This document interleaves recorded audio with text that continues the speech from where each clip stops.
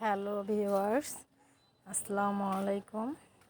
আজকে আমি নিয়ে এসেছি তালের রস দিয়ে, চাউলের আটা দিয়ে পিঠা। এই দেখেন, এই পিঠাটি আপনারা একবার বানিয়ে রেখে অনায়াসে 3-4 দিন খেতে পারবেন। একদম মুসমুসে হয় এই পিঠাটি, খেতে অসাধারণ লাগে।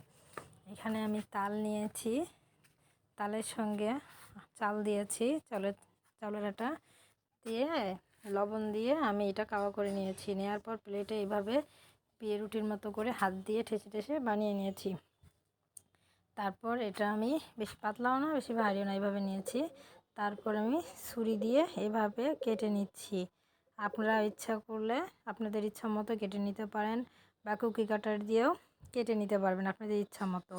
আমি আমার ইচ্ছা মতো এভাবে পিস পিস করে নিচ্ছি, বরফির মতো করে। বরফি আমরা যেভাবে কাটি ঠিক ওইভাবেই কেটে নিচ্ছে। এই যে কেটে নিচ্ছে আর একটু করে সরাই ফেলতেছি। তারপর আমি এভাবে সবগুলো কেটে নিব।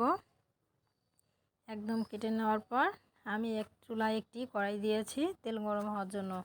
তেল গরম করে নিয়ে তারপর পিঠাগুলো দিলে সেই পিঠাগুলো খুব মচমচা থাকে আর খেতেও ভালো লাগে। আর চাউলের আটার পিঠা তো এমনি মরমরা থাকে, তাই আমি তেল গরম করতে দিয়েছি।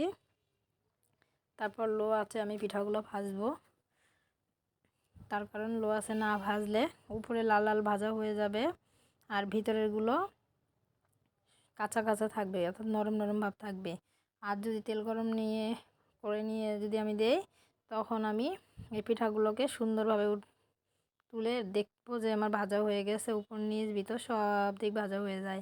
তাই এই যে তেল গরম হয়ে গেছে আমার, এখন আমি এই পিঠাগুলো দিয়েছি। যেইভাবে যতটুকু তেল দিয়েছি সেই মাপেই আমি পিঠা দিয়ে দিব। এতে যতটা হবে ততটাই ভাজবো আমি। এভাবে আমি দিয়ে দিয়েছি। এই যে দিয়ে সবগুলো দেওয়ার মতো হয়নি, তাই আমি 2বারে ভাজবো। এই যে এইভাবে আমি ভেজে নিচ্ছি। আমার এক পাশ ভাজা হয়ে গেলে আমি উল্টিয়ে আরেক পাশ ভাজবো। এই যে আমার ভাজা প্রায় হয়ে গেছে এক পাশ, আমি উল্টিয়ে আরেক পাশ ভেজে নিচ্ছি। আমি এই পিঠাগুলো লাল লাল করে ভেজে নিব, 2 পাশেই আমি ভেজে নিব লাল লাল করে। এই যে আমার হয়ে গেছে এক পাশ ভাজা, যে উল্টে নিয়েছি আমি। এই দেখেন লাল লাল কত সুন্দর হয়ে আসছে। এই পিঠাটি খেতে যা স্বাদ, যারা বানিয়ে খাননি একবার বানিয়ে খেয়ে দেখবেন, খুবই মজা লাগে এই পিঠাগুলো খেতে, অসাধারণ। ছোট বাচ্চারা তো খুবই পছন্দ করে, কারণ খুব মুসমুসে হয়, খেতে খুব মজা লাগে। এই যে হয়ে গেছে আমার পিঠা। এই দেখেন এরকম শক্ত শক্ত ভাব হবে আর খেতেও অসাধারণ লাগবে।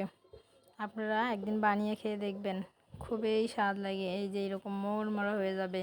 এই মরমরা 2-3 দিন এমনি থাকে, কোনো সমস্যা নাই।